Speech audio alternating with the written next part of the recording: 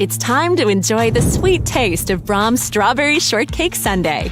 Our creamy vanilla ice cream is nestled on top of Brahms fresh-baked golden bundt cakes, with spoonfuls of delicious strawberry topping all around, complete with fluffy whipped cream and a cherry, to create the perfect flavor combination. Strawberry goodness is waiting for you at Brahms. It's time for the Skordle Pay Dirt Pick'em Show, presented by Maples, Nix, and Dieselhorst Attorneys at Law. We put it out there, the teams, the stats, the opinions, the picks, and most importantly, where to stop for dinner on the way to the game. Let's get to it. Here's your host, Andy Campbell. Hello and welcome, football fans, to the Skordle Pay Dirt Pick'em Show, sponsored by Maples, Nix, and Dieselhorst Law Firm. We are already in week 6 of the Oklahoma high school football season, and we're going to discuss the best games in the state this week with this great panel of experts. Mark Rogers, Tom Nelson, Jacob Dieselhorst here as always. Our guest picker tonight is Shane Metcalf. Shane is a 1991 graduate of Hooker High School. Shane farms and ranches in the Hooker area now and does the video stream at Hooker. So Shane, thank you for joining us this evening. Looking forward to hearing your picks on these games. We're going to discuss the 8 Skordle Network games tonight, 2 games of the week, and then 4 of the best out-of-network games in the state. So let's go ahead and get started. We're going to kick off the show with the District A3 matchup. The Tonkawa Bucks are 3-2 overall and 2-0 in the district. Tonkawa will face a tough test on Thursday night as they travel to Pawhuska to take on Coach Hennessy's 4-2 Huskies. Tom Nelson starts off. Well, in Tonkawa's 3 wins, they've won by a margin of 144-8. That one loss was a shutout to Stroud, 28-0. And you wonder what Pawhuska team we're going to see. It's going to be the one that blasted off to a 3-0 start, including a really impressive 22-point win over Hominy, or is it going to be the team that lost 64-16 to Pawnee last week? Well, Tonkawa needs to contain Pawhuska's quarterback. Canyon Hindman is his name. He's passing for over 260 yards a game, had 17 touchdowns, and just 2 interceptions before last week's loss. Tonkawa leads this series 6-5, but they've not played in 5 years, so not a whole lot of current history. But I like Tonkawa's defense. It's going to be up to the challenge, and I think they will escape Pawhuska with a win. Mark Rogers, go to you. Ormond Beach Stadium. Tonkawa doesn't have to make many turns. Just get on Highway 60, and they'll end up in Pawhuska. The Pawhuska defense last week was just shredded. That Pawnee score wasn't even as close as the final score. Wow. So they've got to fix their defense. I think Pawhuska's got a chance to maybe get things right closer to the playoffs, but I like the Tonkawa Buccaneers here in this battle of black and orange. Shane Metcalf. I think you're right. I like Tonkawa. I think the junior quarterback Duvall's averaging 111 yards on the ground. I think he's going to be too much for that. I think Pawhuska kind of got exposed last week. The Pawnee scored about 50 on them in the first half and never had to throw a forward pass. So until they get some of that defense fixed, they're going to have some tough sledding. Jacob Dieselhorst. Yeah, that was a shocking score. Pawnee 64-16 over Pawhuska, who was, a top 3 in the rankings at that time. Pawnee's no slouch though. Pawnee's I think a team on a lot of people's radar now, especially that running game.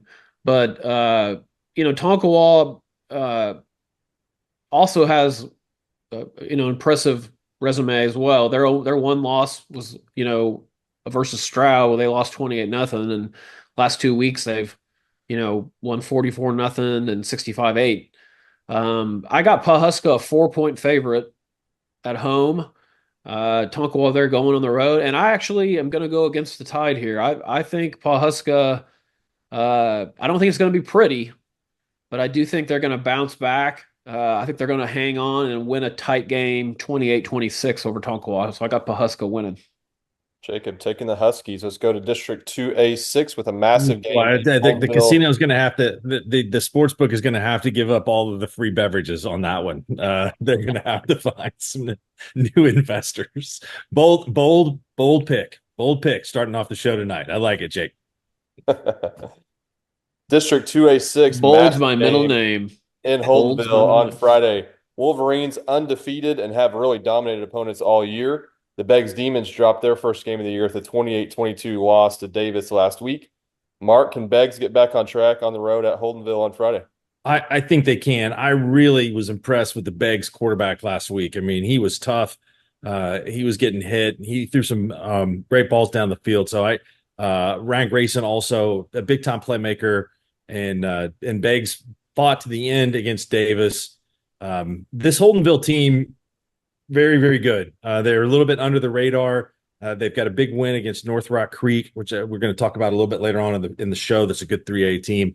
Malachi Henderson, over 10 yards per carry for them. Case Sipes has got 5 interceptions on the defensive side of the ball. Wyatt Seeley is a player that does a lot of different things for him. So, and then they've got a really good edge player in Sawyer Jeffrey. Holdenville is, I think Holdenville gets the win in this game. And that sets up a showdown with Davis a little bit later on in the year for the district championship. Tom. Yeah, I missed on Beggs last week. I had them beating Davis, couldn't quite get it done. Holdenville, they're going to run at you with that single wing. They've thrown the ball 4 times this season, completed 3 of them. Malachi Henderson, he's a stud. Good quarterback as well. Abe Gomez, 71 yards rushing on the ground with 10 touchdowns. I've been pretty bullish on Beggs, but we talk about Holdenville's offense. Their defense has been salty as heck, and I've been pretty bullish on Beggs, but I really think it's going to be Holdenville in this one. Let's go, Shane. I'm kind of with you all. I like Holdenville on this too. They the Malachi Henderson averaging 128, but Beggs played a pretty tough game against Davis. Davis has started slow, but they played a lot of ranked 3A opponents to start the year. And I really like the way the Beggs, the number 12, when he came in and ran Wildcat, they looked pretty tough, kind of gave them a new wrinkle too. But I still think Malachi Henderson's going to be too much, and Holdenville and Davis are on a track to play November 1st for a district championship and see who gets the home field advantage going into playoffs. Jacob. Yeah, Beggs. We talked about Beggs a lot this season because every week they've played a really tough matchup, which is other than their one blowout win, that's a tested team. Going on the road against Holdenville, they'll need to be. Beggs did show us a lot last week. Fighting to the end against the Davis team that's similar to Beggs has been playing. Been trying to be giant slayers all season, playing up against top tier, higher class teams. But I just don't see Beggs being able to overcome Holdenville's ability to, control the time of possession, run the football, pick up first down yardage. I think they go for it on 4th down about every time, 4th and 3, or they're just a power football team. I think Beggs is more of a finesse team. I got Holdenville an 8-point favorite at home, and I have them winning the game 35-28. Okay, from 2A6 to 2A2, Crossings Christian is 3-1 on the year and makes their first appearance on the Pick'em Show in 2024. The Knights faced a really tough road test as they traveled to Marlow to take on the Outlaws. Marlow is 4-1 on the year with only loss coming to North Rock Creek back in August. Mark Rogers, give us a preview. Yeah, that was the season opener. Marlow has got an army. I mean, for a 2A team, they really probably more belong in Class 3A. Matt Weber's got a bunch of guys out. And so I think this is going to be a really tough test for Crossings. They're good. They don't have quite the participation. Jonah Neer is a really good player, running back. He was out the first couple of weeks of the season for Crossings. This will be a good game. I think it'll be close. It'll be physical. Both teams like to run the ball. Both teams are good on defense. I'm going to go with the Outlaws at Outlaw Stadium to get the win here. Tom. Yeah, Crossings on paper has looked pretty impressive in their 3 wins, but they haven't beaten anybody with a winning record yet. And that one loss was 35-3 to undefeated OCS. Marlow has won 3 straight after that opening loss to North Rock Creek and looked really good doing it as well. And that's enough for me. I like the Outlaws in this one too. Shane. I'm not going to go any different on that one. I agree. Crossings hasn't their strength of schedule hadn't been as good, and it's really hard to beat Marlowe at home. They've just had it going for years over there, and I kind of think Marlowe will roll. Jacob. Yeah, since Marlowe opened the season and that surprising loss, well, at least surprising at the time, to North Rock Creek, they've just rolled off dominant performance one after the other. And the last 2 weeks, they've shut out both their opponents, going into Lexington and winning 34-0 last week. Crossings is a good football team. Crossings is going to be fighting for a playoff spot in their district 2A1, 2A12 or 2A12. But yeah, I agree. Marlowe at home, Marlowe is like Mark said, could definitely be competing at the 3A level. Marlowe just seems to be one of those teams that you are always going to hear about come late in the season. They're always there deep into the playoffs. They're a tough out, and they're a really tough team to beat on the road. I got Marlowe a 14-point favorite at home, and I got them winning the game 31-17. Whole panel taking the Outlaws. Let's move to game number 4. We'll stay in Class 2A. Another great matchup here. Millwood and OCS face off in Edmond on Friday night. The winner of this game will take firm control of District 2A1. Millwood had a very impressive 46-13 win over Jones a week ago. OCS undefeated with a 25-22 win over the Chisholm Longhorns a week ago. Tom, you called that game. Give us your thoughts. Actually, no, that was 2 weeks ago, and OCS didn't have to play last week because they picked up a forfeit win over Crooked Oak. So I think getting a week off is going to help them a little bit with, Millwood coming in. In that Chisholm game, Willie Fitzgerald was 23 for 41 for 318 yards passing, 3 touchdowns and no picks, and that's against a good Chisholm defense that I saw last week. And I saw Chisholm with them against Mount St. Mary, and that impressed me because Chisholm's defense is really solid. He's got 5 receivers with double-digit catches so far, so he's got some weapons around him and can spread it around a little bit. Millwood's Millwood. They hammered a really good Jones team last week, and last year this was a tight one. Millwood escaped with a 2-point win. I think this will be a close one. But I'm going to say Millwood goes on the short road trip north, and they'll get the win. So I'll pick Millwood. Mark. That was a surprising result last week against Jones for Millwood. Not that they won the game, but that they won the game by the margin that they did. I think this is a step up in class for OCS. I think Millwood wins the district championship, or basically kind of clinches the district championship. I know they'll have to play Chisholm later in the year, and I don't want to disrespect the Longhorns after their big win on Friday night. But this Millwood team is on a mission after losing the last 2 years in the finals to Washington. They've got, I think, bigger fish to fry on down the road. So I'm going to go with Millwood here. Shane. I agree. Millwood's just loaded with athletes. Their only loss came to Heritage Hall earlier in the season, and I expect Millwood to be there at the end also. So I pick Millwood. Jacob. Yeah, this is an awesome game. 2A1, both top 10 teams. OCS 5-0. The Fitzgerald kid has some of the very impressive numbers throwing the ball. He's got 12 touchdown passes, and he's got 4 different receivers who have over 200 yards receiving, and a fifth just shy of 200 yards. So he spreads it around the field. He's a talented guy. He's a talented player. I think the way OCS plays is the kind of style of play that can give Millwood problems by spreading Millwood out. But the question is, how is OCS going to match up with Millwood's speed? If you watch some of the highlights from the Jones game last week, I think going into that game, everybody thought, well, Jones can match Millwood up athlete for athlete at the skill position. Well, that were exposed. Millwood's tailbacks, were getting 10 yards before anybody touched them, and they just ran it down Jones' throat. But this is going to be a really good game. I think OCS being at home too, that is a pretty awesome atmosphere on Friday nights over there in East Edmond. OCS got a good thing going in all their sports programs, to be honest. But I do have Millwood a 5.5-point favorite going into OCS. I think it's going to be a really tight game, but I do think Millwood has too much talent too much explosiveness. OCS will keep it close. It'll be a high scoring game, but I got Millwood winning the game 34-30. All right, halfway through our Skordle Network games, let's go to District A2. It's two 4-1 teams face off in Minco on Friday. Minco Bulldogs 2-0 in the district after a 26-13 win at Stratford a week ago. The Wynnewood Savages started off the year 4-0, but fell last week to Christian Heritage 37-16. Tom, who gets the win in Minco? There wasn't a whole lot of buzz around this Wynnewood team before the season. The coaches in the district had them finishing near the bottom of the district, and they're off to a nice 4-1 start.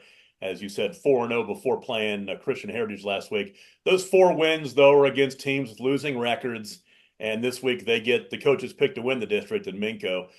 Bulldogs running back Sebastian Valdez, 121 yards rushing a game. He's a stud. Minco really hadn't been very impressive until last week when they beat a good Stratford team by a couple of touchdowns. But if Minco is clicking, they should win. I'm going to bet that they're going to be clicking, so I'll take the Bulldogs. Mark? Yeah, Wynnewood got Brad Osteen to leave Ada to come over there to coach that team, and that's a coup. So he's a really good coach. I like Minco a lot. They had to rebuild some this season, and Coach Wardlaw is one of the best in the business. So this is a really good coaching matchup for Class A. Minco's getting it done with a lot of big guys: Brody Matthews, Colton Mendez, Casey Brassfield, Jess Bratcher, Jackson Matthews, Tucker Mias. They're all really good players up front, and so I think Minco is going to get the win in this game. Another great place to watch a high school football game. We did a game there last year with Minco and Crescent, so that's a fun place to be. Shane?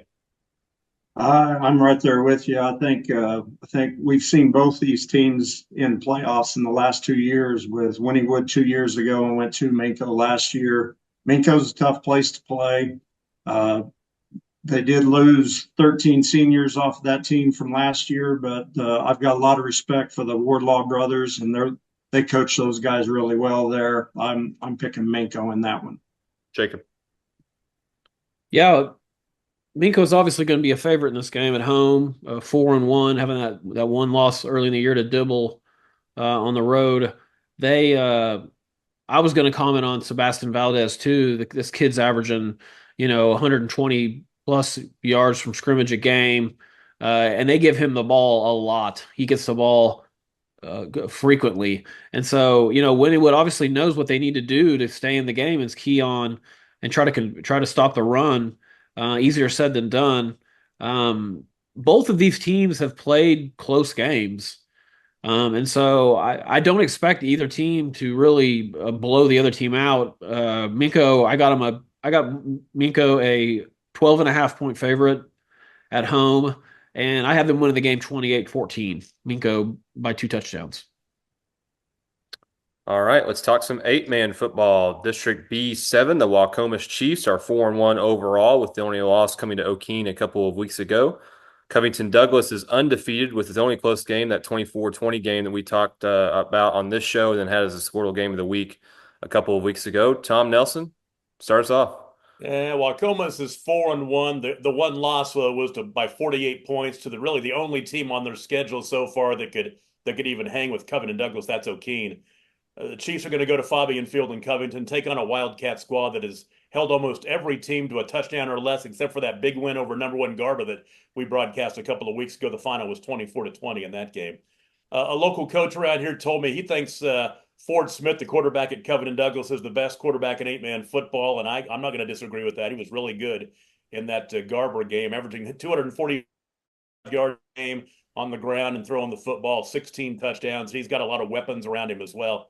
And after this ball game, the Wildcats don't play a team with a winning record for the rest of the regular season. So I'm going to put money on them getting to 10-0 by the end of the regular season, and they're going to get to 6-0 this week by beating Wacomas. Mark? Class B Division 2. I'll tell you what. Tell me who the best team is here. You got Sealing, you got Willika, you got O'Keene, you got Covdug. I think those all look pretty close to even to me. That's going to be a heck of a playoff race going down to the finish. Sealing's got a couple of really impressive wins. So does Willika. They beat up on Wilson of Henrietta last week, who is still a really good team. So Cub Doug wins this one. Wacomas is having a good year. I think they're going to continue to play well, but Covington Douglas is in that, to me, that Mount Rushmore of teams in this Class B Division II. Shane. I think you learn a little bit more about this class this week with Sealing playing the Whippets this week. So that'll kind of see how we pan out the rest of the week. But you're right with Wacomas's only loss coming to Tanner Allen's Whippets. I think the Douglas will be too much. I think the Ford kid's the real deal at quarterback. He's a coach's kid. He's smart and well coached. He knows the game and manages the ball well. So I'm picking Covington Douglas. Jacob. Yeah, Covington Douglas at home. Wacomas is a good football team, but they're going to have to force turnovers, take Cov Doug out of their game, do something to kind of switch the mojo in this game if they're going to overcome being playing Covington Douglas at home when they're undefeated, and it seems like trying to steamroll their way into the B2 late into the playoffs. I got Cov Doug a 10.5-point favorite, and I have them winning the game 56-44. Ooh, take the over. Entire panel taking the Wildcat. So you want to create your future, discover a path worth traveling down, find a career to get excited about. For decades, Career Tech has been training talented, skilled individuals, empowering them to step into a career that fuels not only their life, but the Oklahoma workforce. These individuals are the heartbeat of this state's economy. Individuals just like you. Create your future today at Oklahoma Career Tech. Let's move on to the first of our two Skordle games of the week. This is our Thursday Skordle game of the week, District 2A1 matchup. Perry Maroons beating up on the Fighting Mark Rogers last week, 69-9. But face a tough test this week as they travel to Oklahoma City to take on Mount St. Mary's.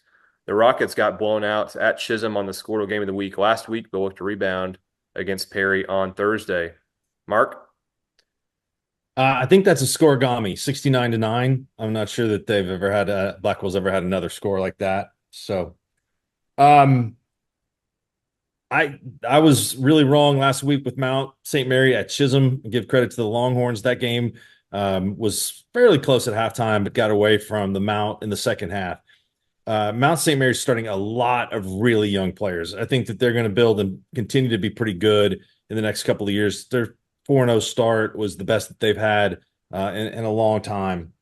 Perry's good. This is a tough district. We've talked about it. You got OCS, you got Millwood, you got Jones, you got Chisholm. And so Perry needs a win here to stay in the hunt for the playoff race. They've already dropped a game to Jones. So I know that Perry was really tested last week and put a lot into the Battle of the Maroons. I'm sure they had to prepare extra, probably 2-a-day practices, and may have played the best game they've ever played in Perry to get the win 69-9. But I think they'll be able to go on the road this week and get another win, follow that up against the Rockets of Mount St. Mary.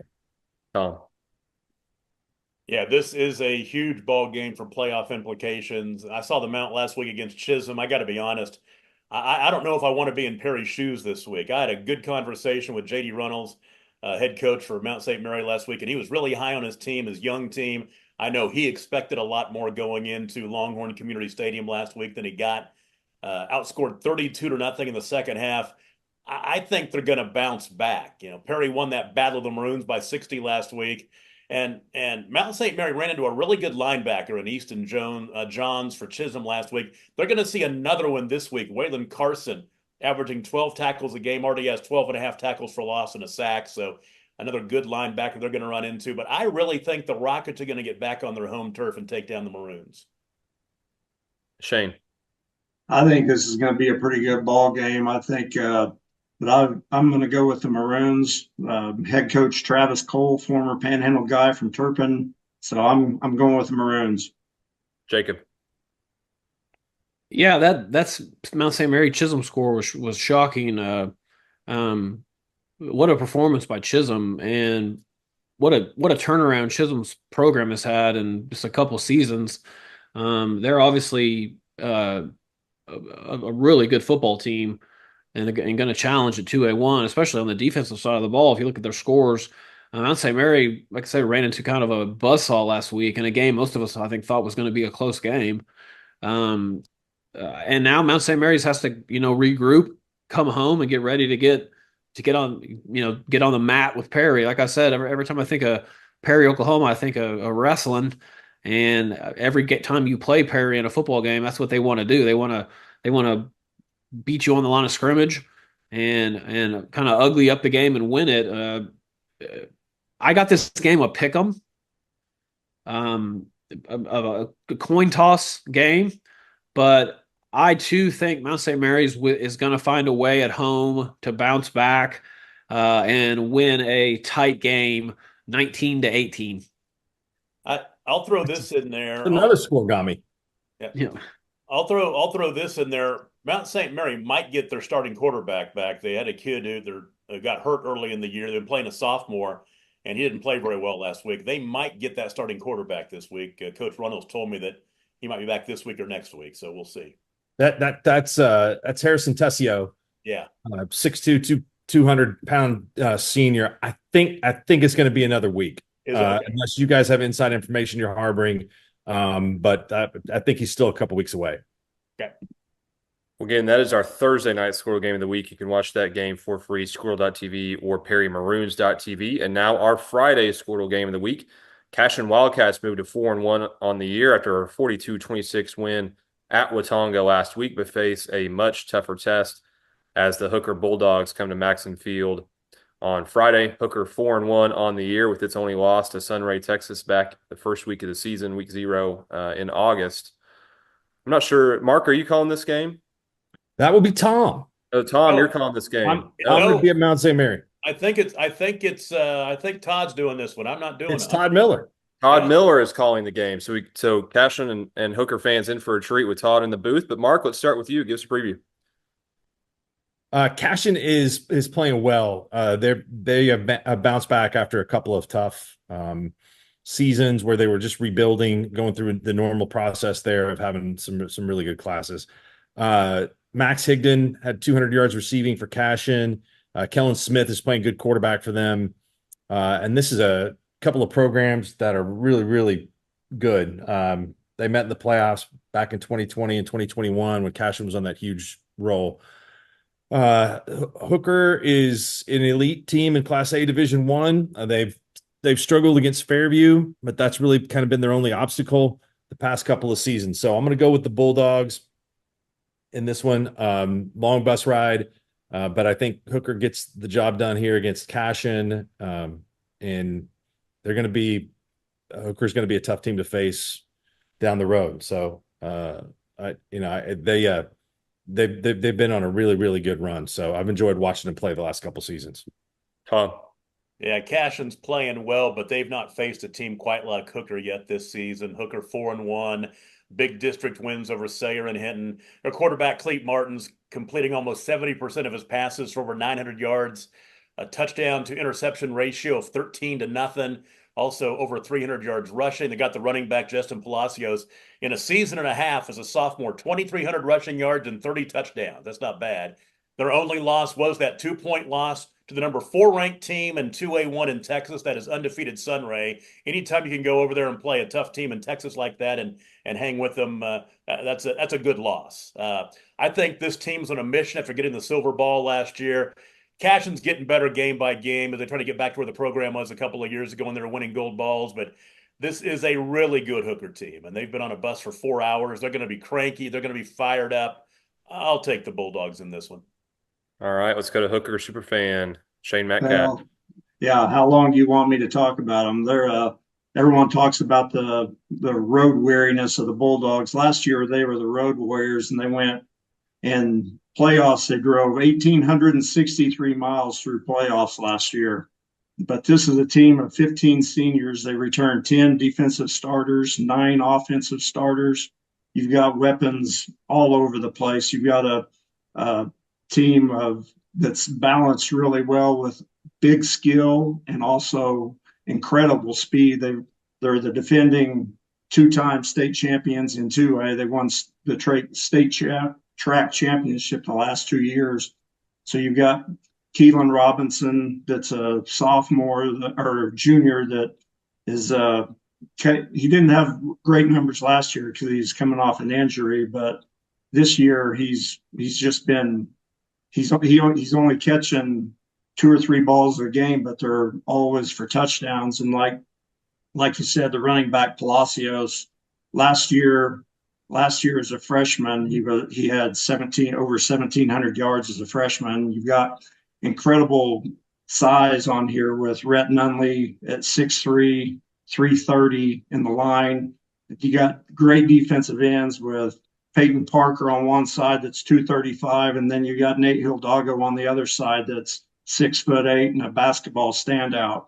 And you've got players like Kale Metcalf that'll have his 33rd start at center. You've got a lot of weapons all over the field, and there's that Cashin record at Cashin really kind of sticks in our craw. And I know Coach Shackelford and Coach Wood have much improved that Cashin team. They're a lot better than they've been the last 2 years, but I just think Hooker's going to be too much athletically.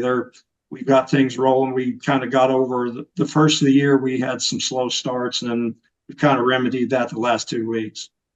I think it's interesting that I grew up not that far north of Hooker in western Kansas growing up, and about an hour and a half north in Syracuse. And the traveling thing to me is overrated because I know you feel this probably the same way. You guys are used to traveling. We were used to traveling. Get on the bus and the minimum length of a trip is a couple of hours. And it's funny because us back here on the central part of the state, we're thinking, wow, that's always traveling. But the thing is, you can take those long bus trips and bond as a team and make that a positive. And 4 hours to catch. These guys have just grown up. They've just grown up doing it, so that's their norm to have an 8-hour round trip for a district game. And it's the same with basketball season. You can't find anyone that wants to come out here and play us in basketball. They've only got 5 home games the last 3 years for varsity basketball. Everything else we're on the road. Is that why you guys basketball wise come back and play in Enid a couple 3 times? Because one, you're probably going to get stuck here in the postseason, but also just getting a chance to play good teams on kind of a neutral side. Good team at a good venue, and that travel wise, that's easy for us. It's only 3 hours. Yeah. All right, Jacob, let's go to you. Hooker at Cashin. Yeah, this is going to be an awesome football game. I think that Class A football used to have to go through Cashin every season, one way or the other, and I think Coach Shack has got this team building back to that brilliance. I don't think they're quite over the hump yet, but I do think they're a playoff team. They're a top 10 team now. And I think that Hooker, like we've talked about, Hooker's quarterback, Cleet Martins. From the moment that kid was born, he was born to be a football player if they named him Cleet, right? And he does it. He slings it around the field. He's got 900 yards passing, 13 touchdowns, 0 interceptions. And if you look at their receivers statistically, all these kids are averaging like 20, 18, 19, 20 yards of reception. So, when Cleet does hurl the ball down the field, he's picking up big chunks of yards. He's also run for over 300 yards. So you got Palacios, the star running back, but you got a quarterback that can do it with his feet too. So, and after watching Hooker, in the state title game last year against Fairview and knowing how young they were or considered to be a young team, what they have coming back this year, I think Fairview and Hooker are on a collision course probably for a rematch, depending on how the cards fall in the draw of the playoffs. But as much as I think Cashin is, this is a sweet upset pick, kind of a spot like that. I just think Hooker is too well coached. I think they're senior led. They're deep. They've got talent all over the field, both sides of the ball. I got Hooker a 10-point favorite at Cashin, and I have Hooker winning the game 41-28. Yeah, really fascinating in District A1 right now. Fairview, Cashin, and Hooker all undefeated in the district. And then obviously Hooker goes to Cashion this week, but next week they host the Fairview Yellow Jackets. So a lot going to be decided in District A1 here in the next couple of weeks. All right, that does it for our Skordle Network games. We're going to quickly discuss four of the best non-Skordle Network games in the state of Oklahoma this week. You will not be able to watch these matchups on Skordle, but again, these will be great football games.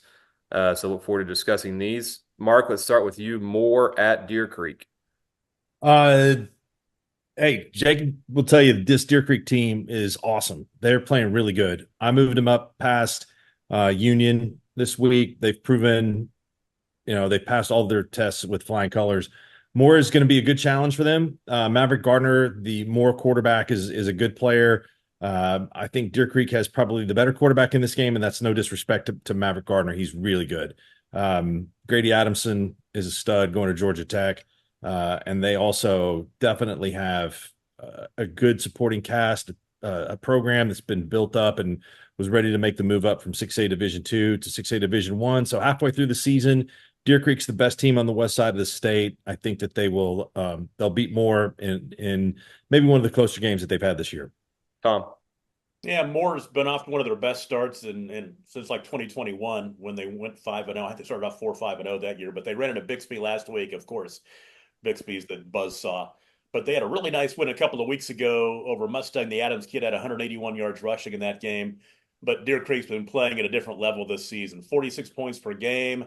Mark mentioned Grady Adamson. Got a great connection with receiver Mason Smith. It's been a big key to their success. I think Deer Creek's going to roll along in this one. Shane. Well, you guys are kind of out of my league on the 5 and 6A stuff. They're just completely off my radar all the way out here. They can't get enough coverage on a combine to be able to watch those guys play all week long to get caught up. But I've got Deer Creek winning also. Jacob.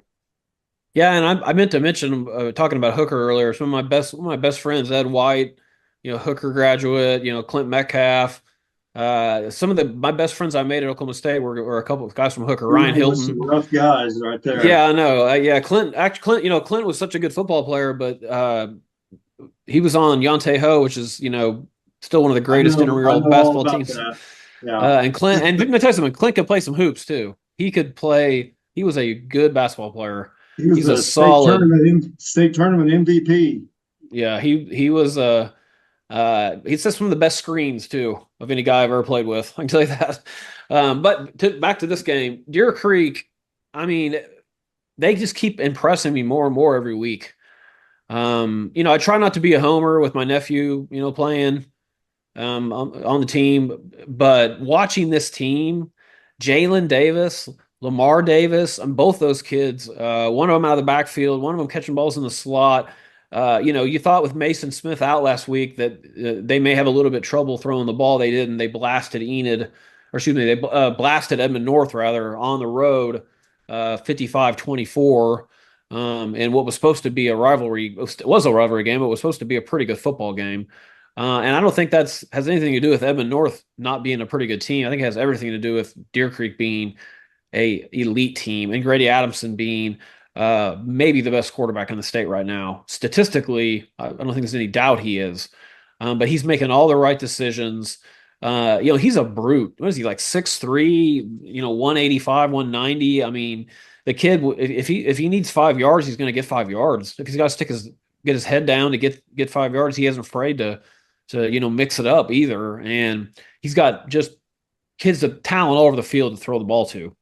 And kids run the ball to the backfield, making plays, and also a defense that, is opportunistic. Brady Brewer, I don't think enough people are talking about this kid. Undersized, plays like that rover, kind of strong safety position. I mean, he's piling up tackles. You hear his name called on that defensive side of the ball, so many times in a game. Brett Brewer's his dad, the Brewer family. Of Bricktown fame, but Brady's a great kid, really good football player, a pretty dang good wrestler too. I got Deer Creek 17.5-point favorite at home. I think Deer Creek's got a real home field advantage too. I mean, the games there now are completely different than they were 4 years ago. It is an atmosphere now. So yeah, I got Deer Creek a 17.5 point favorite, and I think they pull away and win this game 42-21. In our business and at our firm, it's all about preparation, preparation, preparation. We are advocates for our client. We speak for them. So as a part of that advocacy, it involves hiring the best experts. It's doing the legal research. It's doing the medical research. That is advocacy behind the scenes. It's not just the bells and whistles in front of the jury. We've mentioned North Rock Creek a few times on this show already, but they have a big game at Pauls Valley this Friday. Mark? Man, Pauls Valley's given up a lot of points the last couple of weeks. They still have Knight at running back, and so they have had to come from behind, and they pulled it off the week before against Kingfisher. Couldn't quite come all the way back against Plainview. North Rock Creek, it's a good team that beat Marlowe early in the season. They've already had some challenges. They had to play at Heritage Hall, and they played the Chargers really close. Caleb Hawkins is a stud there, but they've got a lot of other players that are playing really well for them. So far this year, Memphis Burdine, Tyson Hawkins, who's Caleb's younger brother, Blaine Robinson, J.J. McLean, who played as a sophomore at Shawnee, Caden Samuels, Graham Hill. This is a really good program that is playing good football. What a tough district. You got to play good every week in this group. I'm going to go with North Rock Creek over Pauls Valley until they figure out their defensive issues. Tom? Yeah, Pauls Valley, like Mark said, they grabbed victory from the jaws of defeat a couple of weeks ago against Kingfisher. Could not do that again and lost to Plainview 35-34, giving up 30-plus points their last 2 weeks. North Rock Creek has a couple of losses, but to really good teams in Holdenville and Heritage Hall. Nice win over Marlowe back in week 1. Blowout win over Star Spencer last week gives them some confidence coming into this one. Mark mentioned Caleb Hawkins, over almost 1,000 all-purpose yards already, 11 touchdowns. I'm going to go Pauls Valley, though. I think that Pauls Valley at home will win a close one, but I think they'll get the win over North Rock Creek. Shane Metcalf? I think this will be a close one too, but I've got Pauls Valley at home. Jacob? Yeah, Pauls Valley, gutted out a 43-40 win over Kingfisher 2 weeks ago.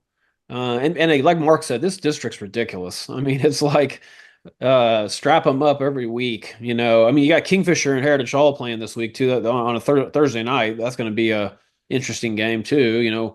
And then you look at North Rock Creek, like Mark said, what they did, staying on the field with Heritage Hall, competing with Heritage Hall, playing them deep into the fourth quarter in that football game before Heritage Hall, got a late touchdown and ended up winning by 15, 35-20. North Rock Creek's for real. They're a for real team. And, but I keep coming back to this. I still think Pauls Valley has the best running back in the state. And Baylor, he's a D1 commit at Baylor. He's been an X factor in most of their wins. He helped lead them back last week in that almost come from behind win against a very good Plainview team. That is not a bad loss. Lost 35-34. I see this game very similar to that game. High scoring, a lot of excitement. It's going to come down to what team, makes a mistake late, gives up a big play, maybe a kick return, punt return, pick six, something along those lines. But I got Pauls Valley winning this one 35-31. All right. We talked about last week, Bethany Blanchard game, which was a really good game to watch. Bethany hosts Tuttle this week. Mark Rogers. Oh, man. Hey, 4A at the top. You got to be kidding me.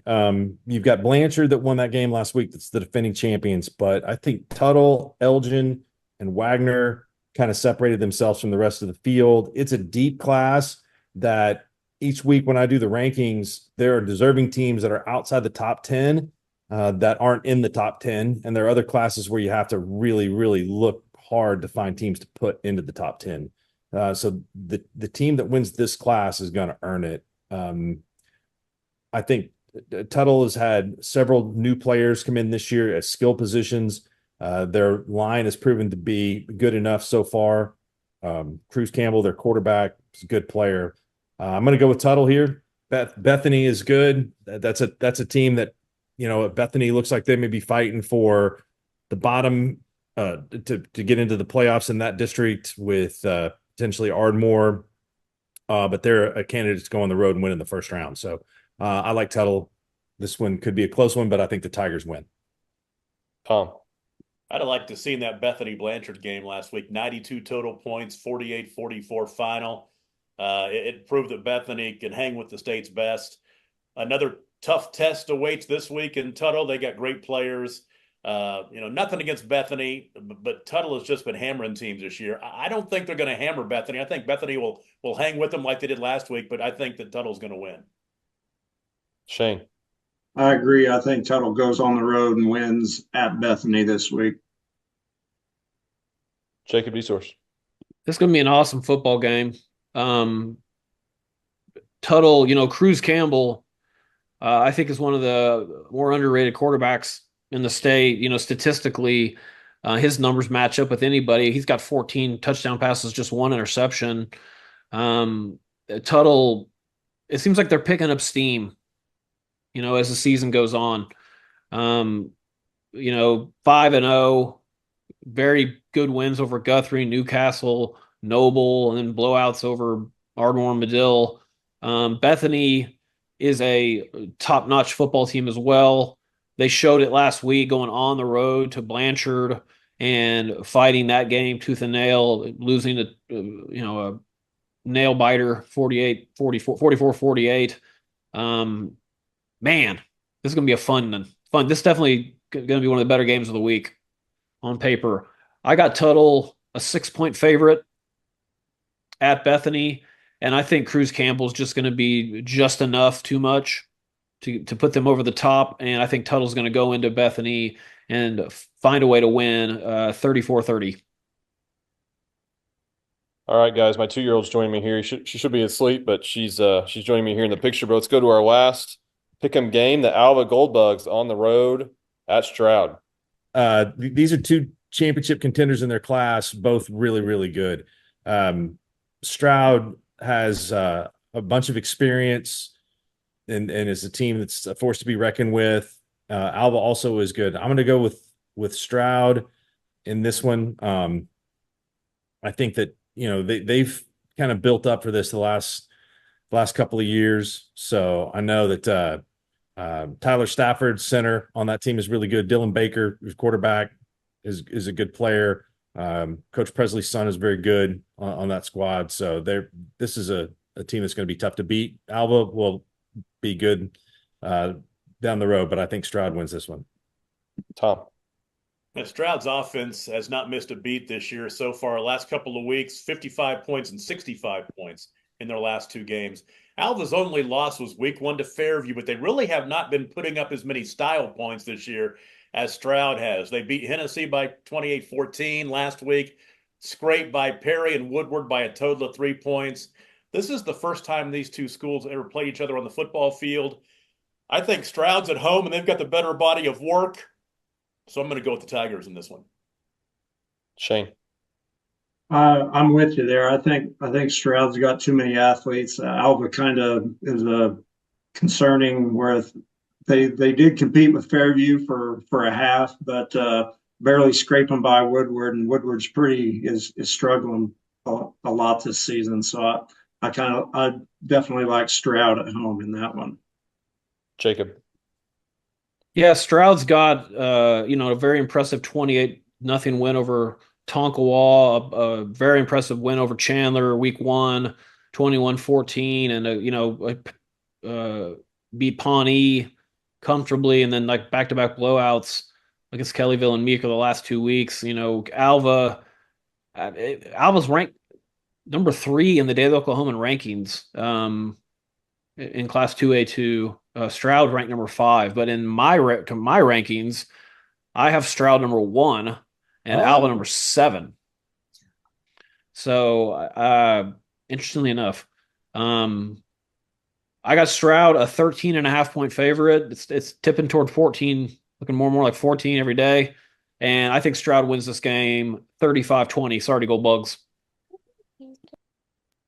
All right, guys, we have finished all 12 games. We're picking the seeding. Any final thoughts before we get out of here? Did Alba get that bus rewrapped? Does anybody have confirmation on that? I hope so. We'll do some investigative journalism. Yeah. Okay, all right, that's good. Yeah. It's a long drive. I didn't realize that Hooker and Fairview played next week. That's going to be really a That's lot of what I'm fun. saying. If you guys want to make a road trip, Skordle game of the week's never been at Hooker. You guys can try on your road legs and come on out here. We'll take good care of you. Shane, what would you recommend for dinner on the drive from Oklahoma City to Hooker? The Lottaburger.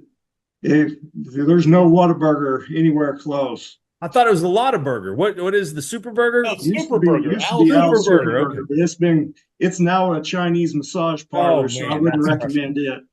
Oh, I got it. I didn't even think about this. Yeah, my Al's Super Burger. I played American Legion baseball back in the 80s in Johnson, Kansas, and we'd play the old Hooker Horny Toads down there, and they would give, and this is great marketing by Al's Super Burger. They would give a player of the game to each team, the visitors and the home team, knowing that the visiting team was going to stop in there and eat after the ball game. Great marketing for Al's Super Burger. Of course, he's not in business anymore, so I guess it didn't work that well, but. Teams, whenever they come out here, I think Hinton thought they drove to the end of the earth last week, and they were only to Woodward whenever they got off the bus and found out they had to get back on it for 2 more hours. But you better make plans to pack a lunch for your kids, because there's nothing going to be open when you go back through Woodward after you played a full football game here. So it's rough. It's rough for those road teams coming out here, especially late in the year with the weather. Yeah, I've been to Beaver, I've been to Turpin, I've done a few games. I've made that road trip a few times out that way, but yeah. But I'm a Western Kansas kid, so I'm used to it. That's like going home, going out there. Yeah, we love it out here. We think it's the best kept secret in the state of Oklahoma. Mark, private Skordle plane to Hooker next week for the game? That's a good question. That's going to have to be a long trip. I was kind of looking maybe more towards a Thursday game next week, but I don't know. Can we get the Maples, Knicks, and Diesel Horse chopper to fly us out there, or maybe a plane? I hear they have nice stewardesses and a nice catered meal on that, so we won't have to worry about finding a Super Burger. Yep. Well, if Hooker takes care of business this week, if Fairview does, then Fairview's winning streak, could be on the line next week out in the Panhandle. So that'll be I don't want to look ahead, but that'll be a lot of fun. We know they're the real deal, and our paths cross. It's really gotten to be a rivalry game. We had to go through and play them in playoff basketball on their home floor last year, and their sprint relay got our sprint relay in the state track last year. So we've gone back and forth at it. We know those kids. There's a lot of mutual respect between those kids. Jax he's a real deal. He makes them go, and you've got to move him around the pocket and not let him sit back there and pick you apart all night. So Bulldogs we got to get through this week. They're not looking ahead this week against Cashion, because that's how you make big mistakes. It's 1 week at a time. But that Fairview game, as soon as that schedule came out, all those Hooker kids, that's always got a circle around it for the past several years. Those have been great matchups, and Hooker's been on the wrong end of that for a couple of years. Yeah, and that's why I said it was an upset special, just because of that fact that you have the big game ahead of it on the road at Cashion. Cashion's obviously, on the come up again, but I still think Hooker's got too much talent. But Mark, what were you going to say? I was going to say that there are a lot of really good quarterbacks in Oklahoma this year. We haven't really talked a lot about Jamarian Ficklin at Muskogee. He led his team to a state championship last year. He's really, really good. And then the quarterbacks, McComb and Atkinson and 6A, there's more. Frankenfeld at Owasso has been a big difference for them as a young player. Shaker Rice, you could just go on and on and on and on. Jax Bernard is Baker Mayfield to me. I mean, this dude is small, but he's got a big time arm. He can make all the throws all over the field. He's incredibly confident. He knows the game. And this is not, I mean, if Hooker can build up all of that kind of angst that they've had the last couple of seasons of losing to Fairview on their home field and point to that game and beat Jax Bernard, then that is a big time accomplishment, because he is one hell of a player. Coach Bernard's an absolute class act, and they're their ability of where they're at geography wise compared to Hooker, and their ability to play a lot of 7-on-7 matchups. It absolutely shows on Friday nights with their timing routes and their communication with their wide receivers. They're the real deal. And I haven't seen a quarterback quite like Jax in our class since Brad Cornelson for Texoma years and years ago. You know what I like about Hooker, and I end up doing 3 or 4 basketball games a year when you come back here, and of course it's not quite as prominent in football, is that you guys being out in the Panhandle, you'll take on all comers out there. I mean, you'll play, especially in basketball, Liberal, 5A school in Kansas, Hugoton, a 4A school, the teams over in Texas, Guyman, Woodward. You're taking on those bigger schools, and that's got to be good experience because you. And last year we played the largest school. Last year we played the largest school in Kansas as Garden City. Played them home and away. Yeah, so Garden City 6A. But you have to out here to get those matchups. And this year we're playing in that holiday tournament that we got invited to, so that'll be something new this year too. Garden City Buffaloes. Well, thank you, Shane, for joining us tonight on the Skordle Pay Dirt Pick'em Show. Really appreciated having you on and your insights on the Hooker Bulldogs. Looking forward to that matchup at Cashion this week and against Fairview.